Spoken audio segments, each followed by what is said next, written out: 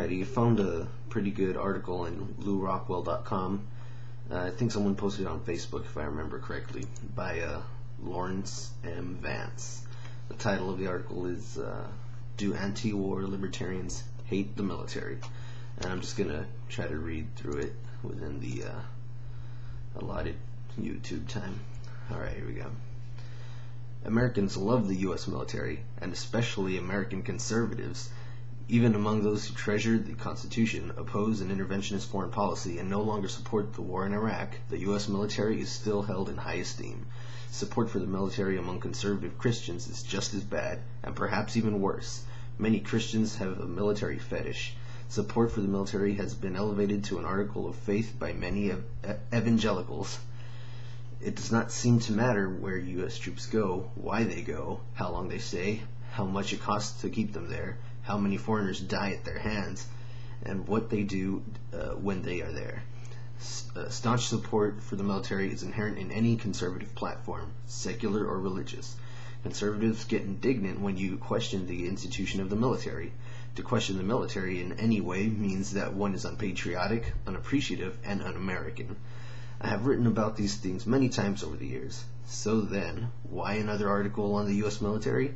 On Saturday, December 12th, I posted the following picture, and there's a picture here, of a kid with missing his leg, and on LRC blog with the comment, "Hey Marines, how about some toys for this tot in Afghanistan?" The picture of this Afghan child was taken at the International Red Cross Orthopedic Rehabilitation Center on December 10th in Herat, Afghanistan. According to the UN Mine Information Network, an average of 62 people are killed or injured by mines each month in Afghanistan. Well, the conservative pro-military blogger at politicalbyline.com went ballistic in a post titled, "Why I Hate the Left Libertarian Ranks, Exhibit A, Hatred of the United States Military."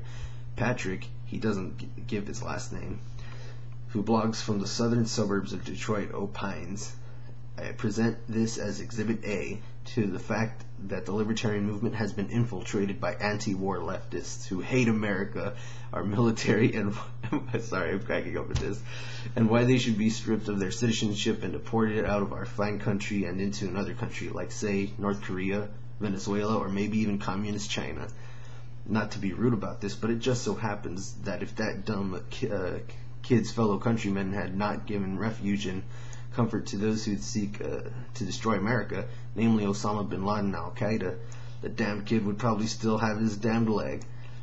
Not to mention the fact that on September 11, 2001, our country was attacked by Islamic terrorists who did more than just destroy a leg. It killed 2,996 of our people. However, of course, you cannot tell this to the likes of Lou Rockwell and his bastard gang of leftists who hate this damn country. I'm sorry, people have to get this stuff, alright. They still believe that George Bush ordered those planes into the Trade Center towers. What really troubles me is that the author of this posting is none other than Dr. Laurence Vance, who is supposedly a born-again Christian. However, how anyone can harbor such hatred for this country and our nation's military and still claim to be any kind of Christian is beyond me. Okay, now back to Laurence Vance's article. That was just a little excerpt from someone else's blog. Okay. In an update, Patrick adds that libertarian leftists, their paleo-conservative counterparts, and their cousins, the anti-war socialist left, close quotes, are all in bed together because of their views on foreign policy and their inbred hatred of war and anything military. I normally don't pay too much attention to Nats, and especially when they take the form of bloggers and no one has ever heard of. My interest in this conservative pro-military blogger lies solely in the fact that he is not alone. There are millions of disciples of Limbaugh, Hannity, Beck, and O'Reilly who feel the same way he does. I would therefore like to reply to his post, clarify some things, and make some recommendations. In addition to the incorrect spelling of my name, there are a number of fallacies evident in the screed by Patrick, the conservative pro-military blogger. First and foremost is the claim that anti-war libertarians hate the military. I don't ever recall writing anywhere that I hated the military, and neither do I remember reading where some other anti-war libertarian said he hated the military. I hate many of the things that the military does, and I think I have good reasons for doing so, as I mentioned below. I certainly don't hate any individual members of the military or any other organization. I can't speak for all anti-war libertarians, but here are some things I hate about the military. I hate the military fighting without a constitutional congressional declaration of war. I hate the military garrisoning the planet with bases. I hate the military targeting impressionable high school students thanks to the NCLB Act. I hate military recruiters lying to potential recruits. I hate military fighting foreign wars.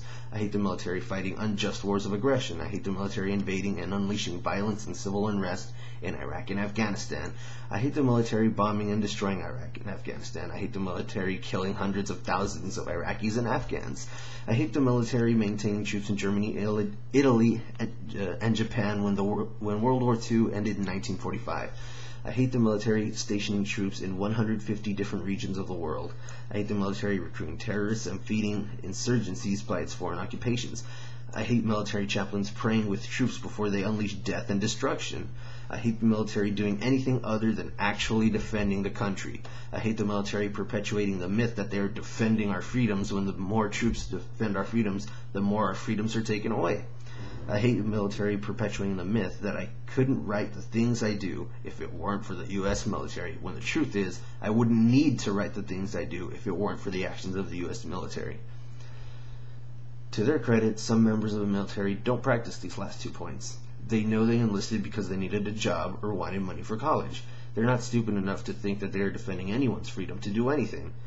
Oftentimes it is chicken hawks and armchair warriors who talk the loudest about the troops defending our freedoms. I would love it if the functions of the U.S. military were limited to defending the United States, securing U.S. borders, guarding U.S. shores, patrolling U.S. coasts, and enforcing no-fly zones over U.S. skies, instead of serving as a president's personal attack force to bomb, invade, occupy, and otherwise bring death and destruction to any country he deems necessary.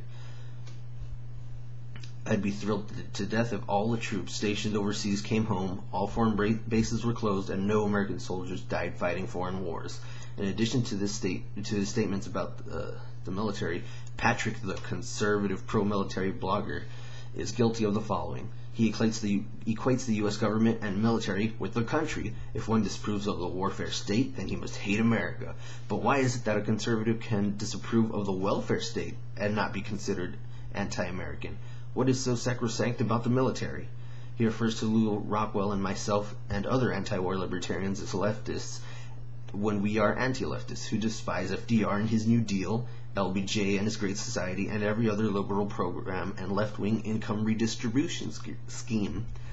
He thinks that, to be anti-war is to be left-wing. This is absurd. See my article by Gary Benoit of the John Birch Society, certainly not a leftist organization, entitled Anti-War Stance is Right, Not Left. He sees everything in terms of a left-right paradigm. I recommend that he read Murray Rothbard's Left and Right, The Prospects for Liberty, and Lou Rockwell's The Left, the Right, and the State. He refers to the anti-war socialist left like it is alive and well, when the reality is that it is hardly in existence anymore since the inauguration of their leader to the presidency and his escalation of the war in Afghanistan. He makes a ridiculous statement that we believe Bush ordered the planes into the Trade Center towers. I think Bush was too stupid to know what was happening on September 11th. And if he is subtly implying that I am a 9/11 truther, then he is mistaken, although I don't believe much of what the government says about what happened on 9/11, or any other day for that matter. He wonders how anyone can be a Christian and harbor such hate for the country and its military. Here he is ascribing things to me that are simply not true, and as I explain above. Actually, the wonder of wonders is how Christians can be so enamored with the military.